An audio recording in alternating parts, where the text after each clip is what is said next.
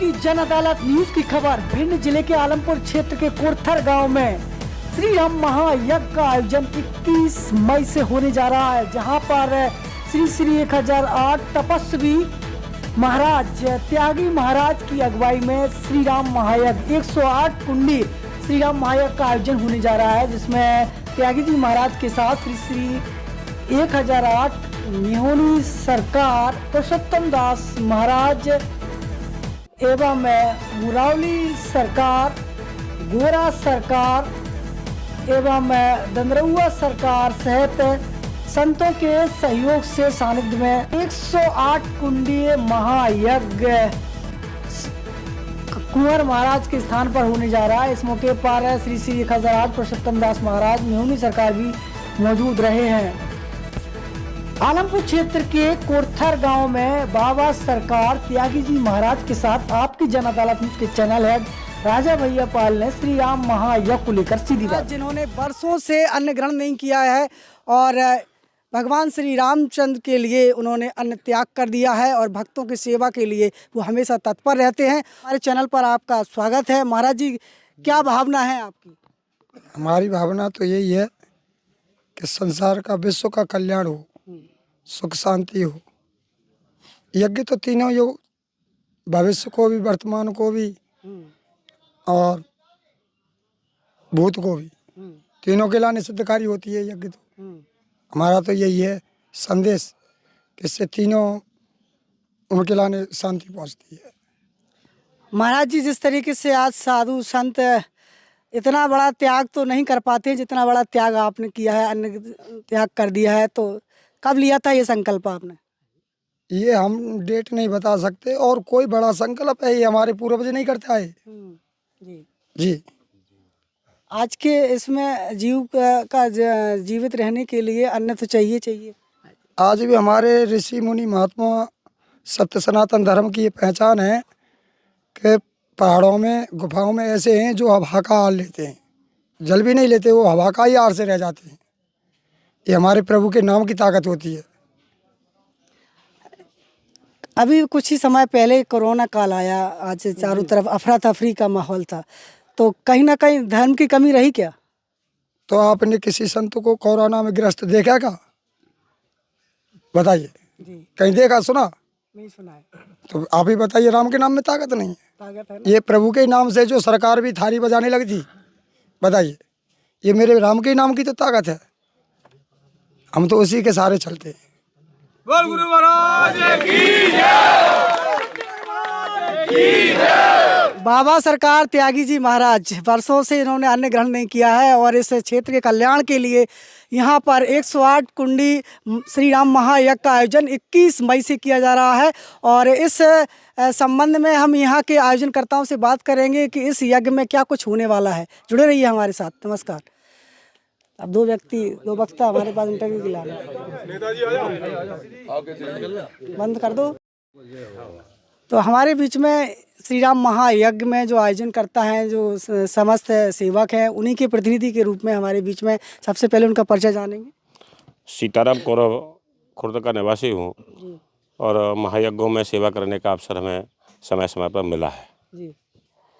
इस महायज्ञ में महाराज श्री का आशीर्वाद हम सबको प्राप्त है।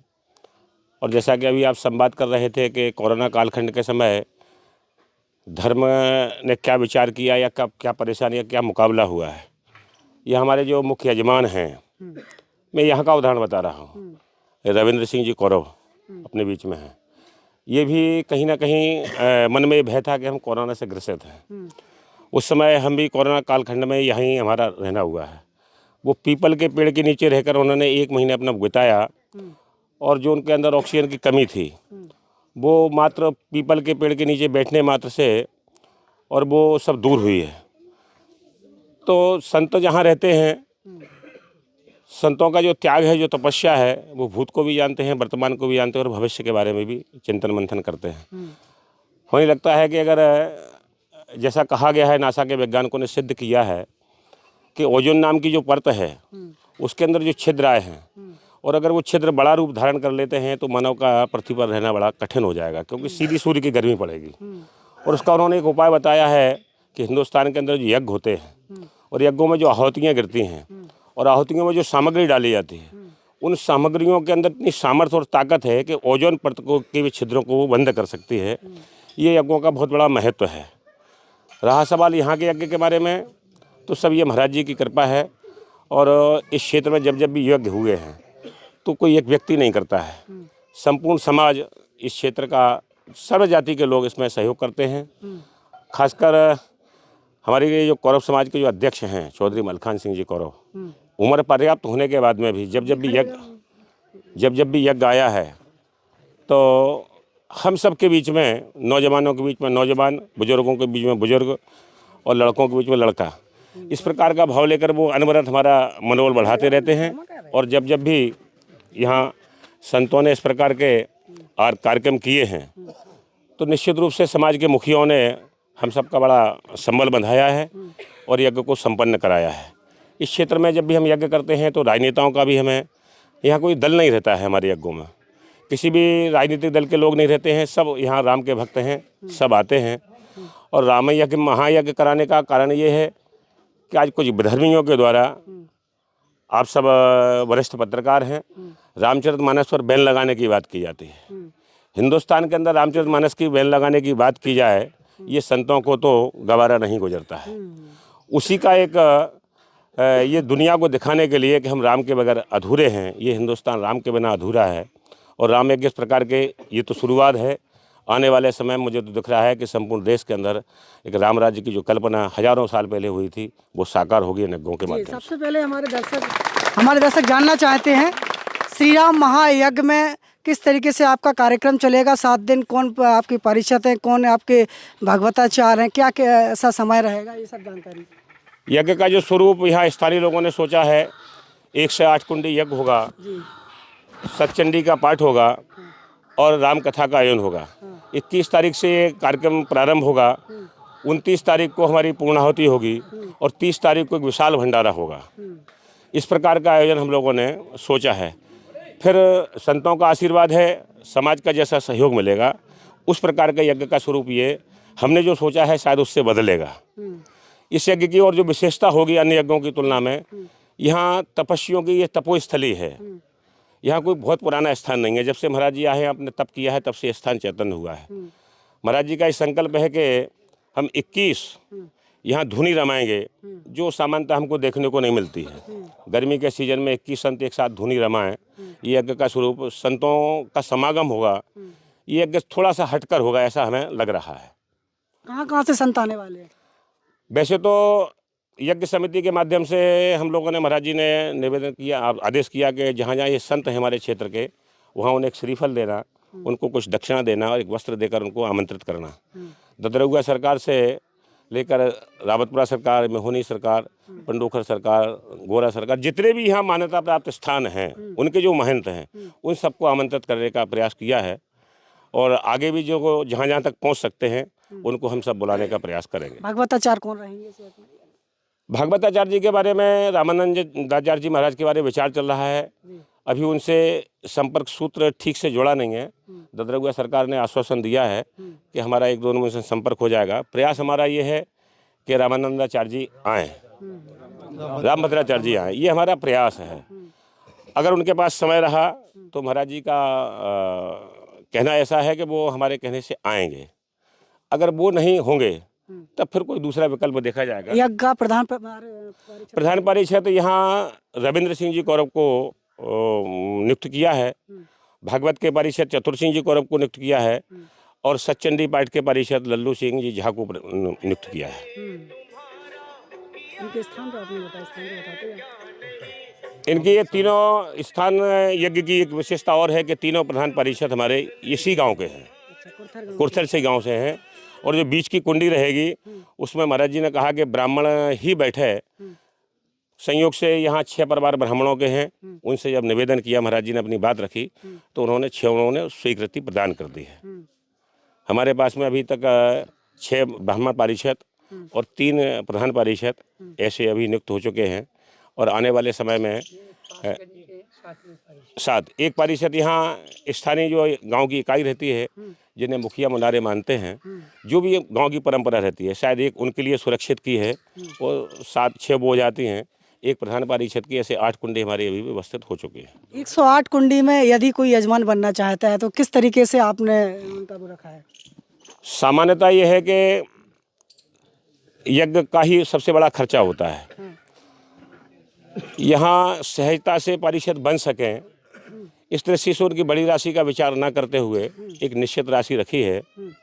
अगर आप कहें तो उस अंक को भी हम खोल सकते हैं, हमारी अपनी मर्यादा है कि हम खोलते नहीं हैं। एक निश्चित राशि 108 कुंडी पर जो बैठेंगे उनकी है, ऐसे ही निश्चित राशि जो बीच में बैठेंगे उनकी है। और पारिषद की राशि जो भी कुछ है वो महाराज जी को पता होगा या पारिषद जी को पता होगा। क्या संपर्क सूत्र है, लोग आप कैसे संपर्क करें? संपर्क के लिए हमने यहाँ स्थानीय समितियाँ बनाई हैं और इस प्रकार के जितने भी जागरूक लोग हैं जो यहाँ जहाँ यज्ञ समितियाँ थी उनसे कांटेक्ट किया है और उनके माध्यम से जहाँ जहाँ हम पहुँच सकते हैं वहाँ पहुँचने का प्रयास कर रहे हैं। शेष समय मीडिया के से बड़ी अपेक्षा है कि हमारी मीडिया, भिंड जिले की जो मीडिया है वो मध्य प्रदेश के अंदर अपना एक ध्वजा फहराए हुए है और इसलिए आप लोगों से अपेक्षा है कि आप हमारे यज्ञ को जिस स्तर का भी बना सकते हैं। वैसे तो इसको अगर हम ये कहें कि अंतर्राज्यीय यज्ञ है तो अत्युक्ति इसलिए नहीं होगी कि 2 पारिषद हमारे अभी निर्धारित यूपी से हो चुके हैं, तो 2-3-4 प्रांतों के होंगे तो ये अंतर्राज्यीय यज्ञ भी कह सकते हैं इसको। प्रशासनिक व्यवस्था किस तरीके से लेना चाहेंगे आप? प्रशासनिक व्यवस्था के लिए हमारी एक समिति बन चुकी है। निकट भविष्य में हम SDM से संपर्क करेंगे, कलेक्टर से ही मिलेंगे, अपनी बात रखेंगे, अपनी व्यवस्थाओं के बारे में रखेंगे। यहाँ के जो क्षेत्र के जागरूक राजनेता हैं, सामाजिक कार्यकर्ता हैं, उन लोगों को हमने बुलाया है, उन सबको सहभागी बनाएंगे। जिसके जहाँ संपर्क हैं वो उस प्रकार का शासन से जो भी हमें सहयोग मिल सकता है वो करेंगे, अन्यथा हम सब का क्षेत्रफल क्या होगा, कितने एरिया में यज्ञ? क्षेत्रफल का एक मोटा मोटा ऐसा लग रहा है कि 3 किलोमीटर में ये यज्ञ फैलेगा। यज्ञ का जो परिसर होगा वो 3 किलोमीटर का होगा, ऐसी अभी कल्पना है। अब आने वाले भविष्य में संतों का आशीर्वाद है कि 3 से 6 किलोमीटर का भी हो जाए, लेकिन 3 से कम नहीं होगा, ऐसा मेरा विश्वास है। तो इस समय लगातार हम भगवान श्री राम महायज्ञ के आयोजनकर्ताओं से बात कर रहे हैं। हमारे बीच में समाज सेवी कल्याण सिंह कौरव जी हैं। क्या कहना चाहेंगे इस यज्ञ को लेकर के? पास में ये श्री कुंवर बाबा महाराज का दिव्य धाम है।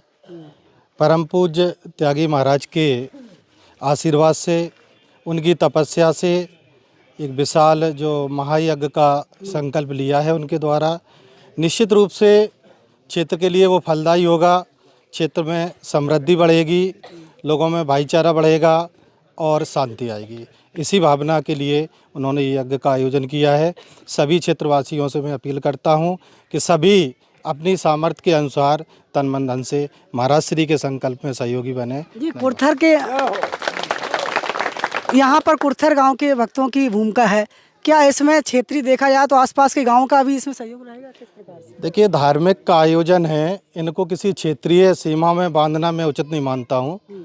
सभी के विश्व के सुख के लिए, विश्व के कल्याण की भावना के साथ में यज्ञ के आयोजन होते हैं सनातन धर्म में। तो मैं तो उत्तर प्रदेश और मध्य प्रदेश की बात नहीं करूँगा, समस्त आर्यावर्त में भारतवर्ष के लोग इस यज्ञ का आयोजन देखें, सुनें और अपने जीवन को सफल बनाएं। चाहे वो आपकी मीडिया के माध्यम से लाभान्वित हो, यहाँ पर यज्ञ स्थल पर आकर के उपस्थित होकर के संतों का दिव्य दर्शन प्राप्त करें, कुंवर महाराज का आशीर्वाद प्राप्त करें। यही भावना के साथ सभी को सहयोग करना चाहिए। तो सीधा बोलेंगे। हमारे बीच में अखिल भारतीय कौरव क्षत्रिय महासभा के अध्यक्ष मलखान सिंह चौधरी हमारे साथ जुड़ेंगे। आइए 1 मिनट आ जाओ, 1 मिनट चर्चा कर लें। रोक लिए करो ऊपर से। कितने मिनट हो गए टोटल? 10 मिनट, चलो चल जाएगा। शुरू करो।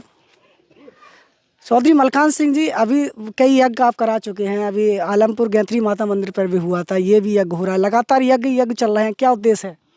ये है कि यहाँ पर हमेशा जो है यज्ञ में संतन की कृपा रही है और पंडितों की कृपा रही है और सब समाज की कृपा तो रहती ही है, अन्य समाज की भी कृपा रही है, इसलिए यहाँ सब यज्ञ सफल होते हैं। माना जाए कि कोरोना काल में जिस तरीके से आपके पुत्र रमाशंकर सिंह चौधरी पीड़ित थे, एक तरीके से कहा जाए उन्हें नया जीवन दान मिला है, तो यही फल है था क्या उसका? हाँ, उसका यही फल है। यज्ञ के प्रभाव से आज रमाशंकर हमारे बच्चे को कोरोना ने ग्रसित किया था और केवल धर्म के प्रभाव से उसका कोरोना सही हो गया। तो जुड़े रहिए, श्री राम महायज्ञ से जुड़ी हुई हर जानकारी आप तक पहुंचाते रहेंगे। नीचे हमारे नंबर फ्लैश हो रहे हैं, इन नंबरों पर संपर्क करके आप कुर्थर में होने वाले श्री राम महायज्ञ के आयोजन की जानकारी ले सकते हैं। जुड़े रहिए हमारे साथ। नमस्कार। Evergreen colours India private limited, रंग है तो जीवन है। Stay home, stay safe.